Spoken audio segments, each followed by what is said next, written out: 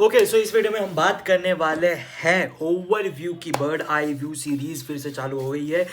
Law के general clauses act 1897 के overview bird eye view है। चलिए शुरुआत करते हैं। Introduction. The general clauses act 1897 was enacted to clarify and standardize definition and interpretation rules for central acts and regulations।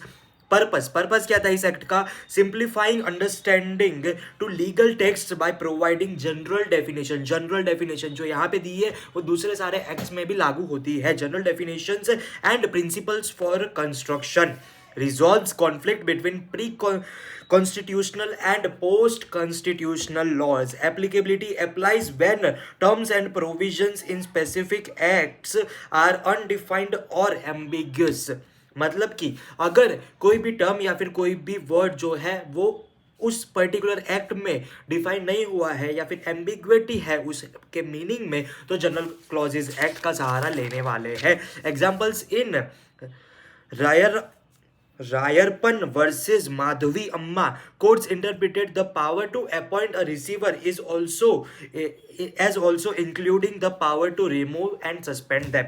Object, purpose and importance. तो object क्या क्या है? Simplify legal language, reduce complexity of the central acts, ensure uniformity, standardize the meaning of common terms across the law, convenience, specific rules for interpreting legal provisions, prevent omissions, import standard clauses into central act। Importance कौन कौन से है? Forms a part of central act unless explicitly excluded। मतलब कि कोई भी central act है उसका ये पार्ट बन जाएगा जब तक हमने एक्सप्रेसली हमने निकाला नहीं है। एक्सप्लिसिटली एक्सक्लूडेड जब हमने मेंशन किया है कि भाई यहाँ पे इस पर्टिकुलर एक्ट में जनरल क्लॉजेस एक्ट के प्रोविजन लागू नहीं पड़ेंगे तो ही वो लागू नहीं पड़ेंगे, वरना तो लागू पड़ जाएंगे। ठीक है, इम्प्लाइड है। Avoids repetition of definition and principles in each statute। मतलब सारे के सारे में एक पर्टिकुलर वर्ड का रिपीटेशन, सारे के सारे स्टैट्यूट्स में एक पर्टिकुलर वर्ड का रिपीटेशन डेफिनेशन करना वो अवॉइड करा देता है। Supreme court case chief inspector of mines versus Karam Chand Thapar, the act consolidates interpretation principles to reduce redundancy. की डेफिनेशन, सेक्शन नंबर 3 की की डेफिनेशन कौन कौन सी है? एक तो बाकी सारे एक्ट्स में जनरली सेक्शन नंबर 2 में डेफिनेशंस होती है, लेकिन इस पर्टिकुलर जनरल क्लॉजेस एक्ट में सेक्शन नंबर 3 में डेफिनेशंस दी हुई है। Act includes illegal omissions and refers to both actions taken and those omitted unlawfully। Affidavit की डेफिनेशन जो है इंपॉर्टेंट है। Includes affirmation and declaration for persons who can not swear oaths. मतलब ठीक है, जो कसम नहीं खा सकते वो एफिडेविट दे देते हैं। Immovable property excludes land benefit from land fixtures attached to the earth.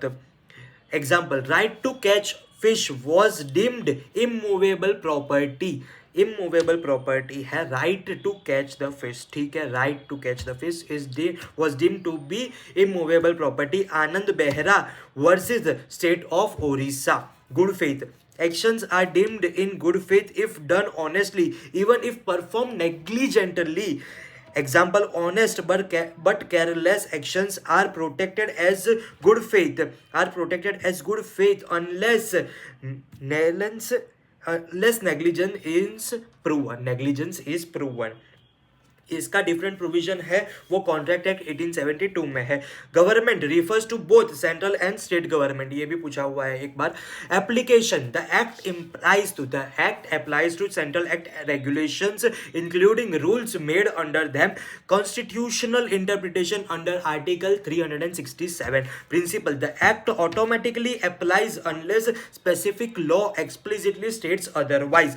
General rules of construction section number 5 to section number 13 coming into force, the law without a specific enforcement date take effect when it receives the assent or is published in the official gazette. और जब कोई भी act में अगर specific date दी नहीं हुई है कि भाई हम इस डेट से ये एक्ट लागू पड़ेगा, मतलब ये एक्ट जो है वो एक्शन में आएगा, अगर वो स्पेसिफिक डेट नहीं दी हुई है तो कौन सी डेट हम गिनेंगे कि प्रेसिडेंट ने जब सिग्नेचर की है वो, ठीक है। Next example, the companies act 2013 came into force on its publication date. Effect to repeal, effect to repeal ये सेक्शन बहुत ज़्यादा इंपॉर्टेंट है, इसका चांसेस बहुत ज़्यादा है। Actions already taken under repealed law remain valid, actions already taken under repealed law or remain valid, rights, penalties and liabilities under repealed laws are preserved unless explicitly revoked, are preserved unless explicitly revoked. Example, repealing of Mines Act 1923 did not invalidate rules made under it as they were reenacted in the Mines Act of 1952. Gender and number, masculine terms include female unless context requires otherwise, singular terms include plural and vice versa, मतलब singular में plural included है और plural में singular भी included है, और masculine gender में feminine gender include है। एक डायरेक्टर वाला एक क्वेश्चन था इसके ऊपर, ठीक है, कि जिसमें वो फीमेल डायरेक्टर बोलती है कि भाई ये तो मेल डायरेक्टर कोई नहीं बेबा, नहीं नहीं बेटा नहीं, बेबा क्या होता है भाई, नहीं नहीं बेटा नहीं, ठीक है। क्या मस्कुलाइन जेंडर को सिर्फ अप्लाई नहीं होता है वो प्रोविजन, मतलब जेंडर का इफेक्ट उसमें मेल और फीमेल दोनों को इंक्लूड करता है, लेकिन काउज एंड बफेलोज में वाइसा वर्सा नहीं चलता है, ठीक है। Measurement of time, the word from exclude the starting day while to includes the ending date. यहाँ पे डिविडेंड का वो 30 दिन वाला और 7 दिन में वो ट्रांसफर करने वाला भी ये क्वेश्चन है एक। Power and functionaries, power and functionaries, power exercised over time, section number 14, powers conferred by central act can be used repeatedly unless stated otherwise. Power to appoint includes suspension, मतलब अगर मेरे पास किसी अथॉरिटी किसी concern authority के पास अगर कोई power है कि भाई तुम इन बंदों को अपॉइंट कर सकते हो, और फिर अगर उनका काम पसंद आए तो निकाल देता है कोई बंदा, तो वो बंदा ऐसा एक्सक्यूज नहीं दे सकता कि भाई तुम्हें तो सिर्फ हमें रखने का प्रोविजन था, तुम्हारे तो हक हमें रखने का ही था, उसके बाद हमें निकालने का तुम्हारे पास कोई हक नहीं है, टू पे है, उसके पास हक है, ठीक है। तो right to appoint includes right to suspend, ठीक है।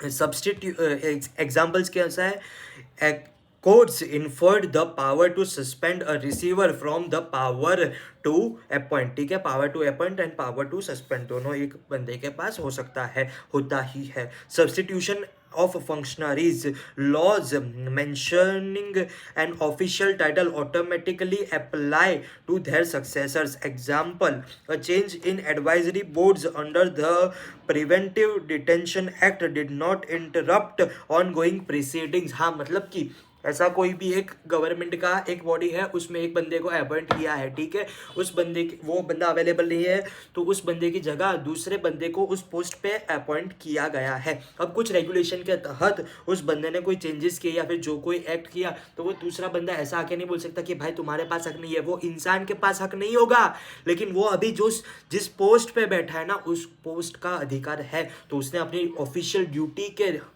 हद अंतर्गत उसने वो काम किया है तो वो वैलिड है, ठीक है। तुम्हारा जो कंटेंशन है वो वैलिड नहीं है, ठीक है।